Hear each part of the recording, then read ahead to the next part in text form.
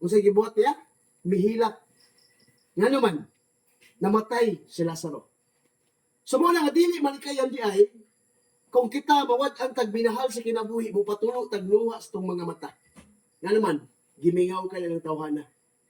Pag mamatay mo ng tao mo ni, ang realidad sa pamilya ha, bisan pag di ka ganahan ng imong pamilya, no, bisan pag doon mo ikabikil ni anak, apan kung mamatay ka na, mingawon jud ka. Tinuod eh. Pag mamatay mo sa katao, dili na ka makahinumdum sa mga kasakit sa labing panahon. Ang imong mahinumduman, unforgettable moments. Katong mga panahon nga, kuyog mo, malipayin mo duha, kauban mo siya. Di ka tumawala sa mga patakan o sa imong sanabutan. Nga naman, nadawat sa imong huna, nga wala na gud siya. Pero sa imong kasing-kasing, nagpabiling siyang buhi, labas siya hangtod sa kahangturan. Walang giingon sa itong Ginoo, Sirach City 33. Ayaw kalimot paghandong sa mga buhi o ayaw kalimot paghandong sa mga nangamatay. Kung sa buhaton na to, dili ta malimot paghandom sa mga nangamatay. Mo bitawng sa buhaton sa Katoliko.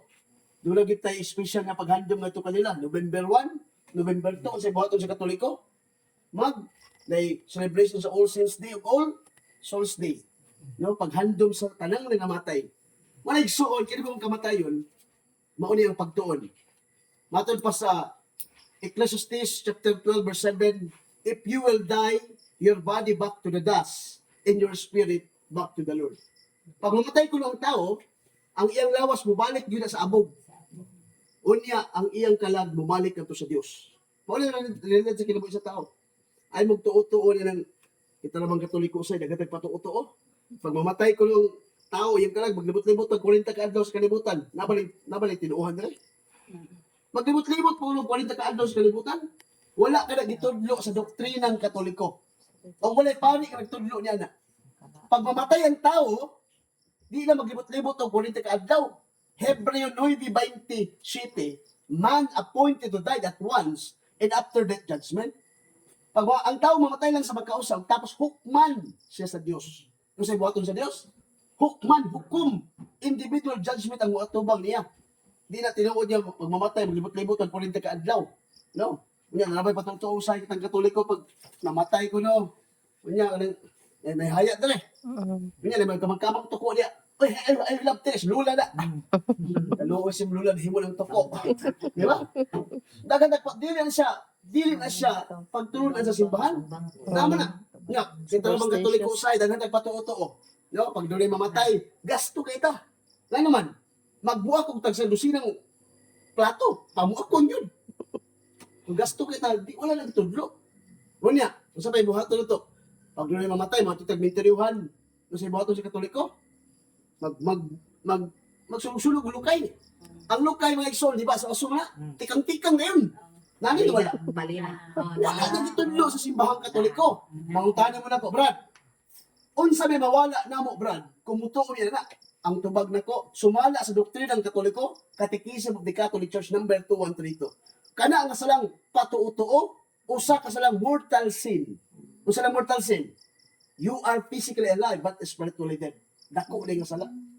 Kailangan nimo kumpesan sa pari. Mabitaw nga, kay kitang patuo-tuo usahay. Kanang patuo-tuo superstitious belief, mortal sin di mo sala niya ng mga igsoon. Wa na nato masabti ba? Ano, wa mo ta makatikais na na. Tinuod eh. Namatog mintaniyuhan. O si Lolo namatay sa gitawag nato nga sugay mo inom ug tanduay. Pag-abot sa November 1, butangan pag tanduay ang pansyon. Tinuod eh.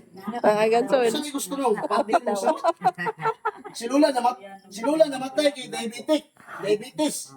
Si Kaog Tamis. Pag November 1, butangan pag biko. Ay, samot.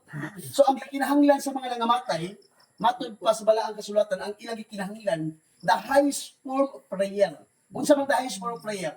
Ang highest form of prayer, Santos na Misa.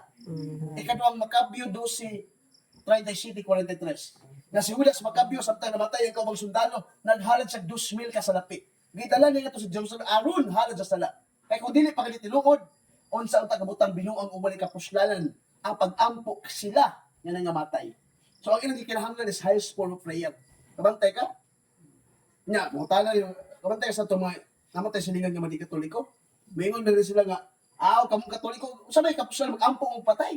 Di ba nakaduog wala nga question. Nag-ampo ba tag patay kitang Katoliko? Kung naglain mo ginantawan ako. So walay Katoliko maampog patay ha, balikon ko. Short catechism, basic catechism lang ni. Walay Katoliko maampog patay. Ang giampo sa Katoliko dili ang patay, kundi kalag sa mga minatay. Nakuha ka? Atong pare magmisa pamisa alang sa kalag ni Tampulanyo o sa kalag gawa ni naghandom. Mo nang gi ampo sa Katoliko kalag sa mga minatay. Ang Katoliko usahay kay ang giingon sa ikalawang Makabyo 12:47 naghalad si Judas Makabyo 2,000 ka salapi. Ang halad sa sala nga kita magpamisa ta pilay hatag na to. 20 pesos magbulbul pa. Di ba? Kung istrikto ho na ito Biblia, 2,000. Ikaw, 20 pesos yung ihalad, magbagulbul pa ka. Unya, sigurista na ba tang Katoliko usay pag maghatag 20 pesos, 50 peso. Unya, isubutang sobre kay halad sa kalag. Pero ang butang ilista po, 50 ka mo kalag. Piso. Di ba? Maglisod yung nagbasa ko rin pare. Pamisa ni ka, stanyo. Hindi na, no? So man nga, back to the reality ano? Kani kahigayon na ko makasulti ko dali no. Ugma na pod. Uli na pog Surigao kay naami public debate no ugma sa Domingo sa Agusan. Wala igsoon, balikon ta ang kamatayon. Kitang tao mga igsoon sa mosugot tag dili, moabot man gid ta, no? Ang kamatayon, no? Moabot sama sa kawatan, no? Di na manuktok sa imong balay. Kabantay ka matugag minterihan? Sa minterihan, imong makita puro plus. Walay minus. Gano'n ba, sister? Ha? Ganong puro plus imong makita sa minterihan, walay minus. Puro manpunan. Tungod kay ikaw ako idugag sa minteryo. What na nilad, no? Ganong plus imong makita, walay minus. Kay ikaw, nanay, ug ako, idugag sa minteryo. Kaya ang kamatayon sa tao, wala siya naghiskot, bata, magtigulang, tambok, magliwang, may ngipon, magkawalay bagang. Pag ang tao mamatay, nag-iingon kung oras mo na talaga. Dagang na klase kamatay. Kung sa ba klase ang kamatay sa tao? Na namatay sa katigulungon, aksidente, no? Nag-inom ng kape, patay. No? Dagang klase ang kamatay, makita nimo nga, mo siningal jogging pa man to, tambok pa, baskog pa to, pag tingala ka, namatay na yun. Kaya ang kamatayon, wala siya maghiskot, no? Unsa man, ang Kawatan. kamatayon, moabot sa kinabuhi, nga wa kang kapagandam. Walang giingon sa Dios, no?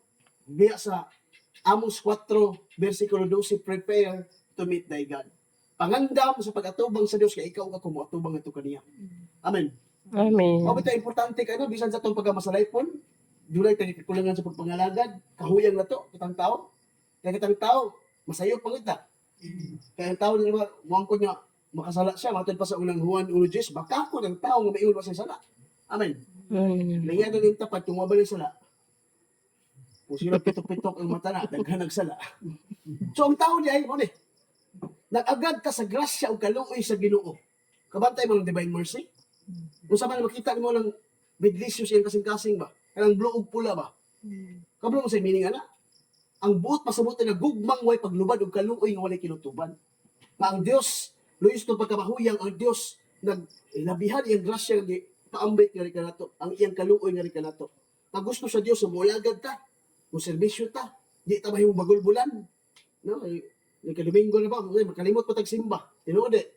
Kung yung mga amutan sa simbahan, magbagulbul pa ta. Wa pagay padalag, wa pagay kadawat sa sulat sa kanang solicitation ba sa kapilya. Wa pagay kaabot sa kamot, yun. Abot na po. Reklamo na yun. Kanang ato pagreklamador, di kita makalawat sa meritus indulgensya na. Kanang meritus indulgensya para sa kaluwasan yun ang mga igsoon. Hindi ta magbagulbul. Matod pa sa San Pablo, Pilipos 2:14, do all things without murmuring. Buhat ang tanan sa way pagbagulbul. Kung balik na sa kamatayon, no? Ang meaning sa death is separation between the body and soul. Ang kamatayon kaya paghimulag sa lawas ug kalag. Kung ikaw bulag ni imong kalag, patay na ka. Amen. Amen. Kalimot tapad, doon na pa rin kalag. Napa. Buhi pa na. Kung nanginahangap ka sa grasya, kaluoy sa Ginoo. Eh kung ikaw, wala kay kalag na. Kabantay ka? Balik ta sa Genesis. Sa Genesis chapter 5, kinsa may pinakataas ang edad sa Biblia? Kailan mo? Kuha. Dahil guling Katoliko sa hay pagkadigitig basag Biblia. Ang pinakatasong edad sa Biblia yung pangalan si Metasula. Pila edad niya? 969. Ikaduhang pinakatasong edad sa Biblia yung pangalan si Jared. Kailan mo Jared? Dito tayo tubao na. Si Jared, nag-edad siya 962. Ikatulong pinakatasong edad sa Biblia yung pangalan si Noe. Kailan mo Noe? Atong gisugo sa mabuo atong arka. Ingon ang Diyos kay Noe, wali hitong taga-salbasyon nito. Oh, hali maminaw sa pulong si Ginoo, di ba? Ikaapat niya pinakasok itasog Biblia kasi pangalan niya. Yang pangalan si Adan, 930. Kung siya gibuhat sa Diyos. Tungkol sa pagpakasala sa tao siya gibuhat sa Diyos. Genesis chapter 6 verse 4. Gihimo na lang 120 sa Diyos ang tao mabuhi ng kalibutan na. Iyaw ni mo, gikan sa 900. Tungkol sa pagpakasala sa tao gihimong 120. Kinsa may namatay 120? Deuteronomy 24, si Moses namatay sa Moab, nag-edad siya og 120 lang. Iyaw ni mo, gikan sa 900, nahimong 120. Wa pagyud makontento ang Dios. Kung sa mo, wa pa makontento ang Dios. Salmo 90 versikulo 6. Gihimo na lang sa Dios 70-80 mabuhay ang tao sa kalibutan. Pila edad? 70-80. Imong tapad dingi ang mabtan na ba lang sa 60? Mabtan pa dai. Mabtan pa. Tiyaw gikan sa 900, gihimong 120, gihimong 70-80. Swerte na mabtan pa 50-60 ani. Roma chapter 6 verse 19, for the wages of sin is death, but the gift of God is eternal life through Jesus Christ our Lord. Ang bayad sa sala mo ng kamatayon, apan ang gasa sa Dios ang kinabuhing walay katapusan nga na kang Kristo Jesus. Karon, unsa may konklusyon nato ni mga igsoon? Ang itong buhaton ba? Isip natong mga Katoliko, binunyagan, no? Kita mga matay ng kita dire. Ang atong angay buhaton mga igsoon, ang pagkamalutayon. Ang pagkamalasigon. Luyo sa mga problema, kabalaka, pagduduwa sa kinabuhi, natural magina mga langad ta Ginoo. Simpat ta matag Domingo. Mga muduol kita mo danop ta nato kaniya. Nga naman, kag wala ang Dios, wa kami mahimo. John 15 verse 5. Ingon si Kristo, without me, you can do nothing. Kung wala ako, wala ko mahimo. Inaanda ka simple ang kinabo sa tao. No? Ikan ta sa pagkabata, ang to'y mamatay, ikan sa pagayot, masapyot, mayutyot, ang to'y mga igsoon, makunot. Muna, Kamatayon na gyapon. Apal igsoon ko ng Kristo, diya ta padulog. Muna nga, ining kalimutan na mga igsoon ko ng Kristo, no? Ang gihangyo sa Dios kanato, magbantasigon ta, malagaron ta, no? Unahon na to ang Ginoo sa tanang panahon, Matthew 6:33. Pangitaan niyo ang lingarian sa Ginoo. O ang tanang utang ikadiwag lamang. Muna nga ito igsuon na, kasi kayitan na. No? Masayod ta, kung ang doktrina sa simbahang Katoliko maumuli, kung ikaw sa kabalaan mamatay, ano bang balaan ba? Unang Pedro 1:16. May si San Pedro, pag balaan ka mo, kayong aman sa langit, balaan man. Kung mamatay ka nga balaan, so to'y imong kalaga to sa langit.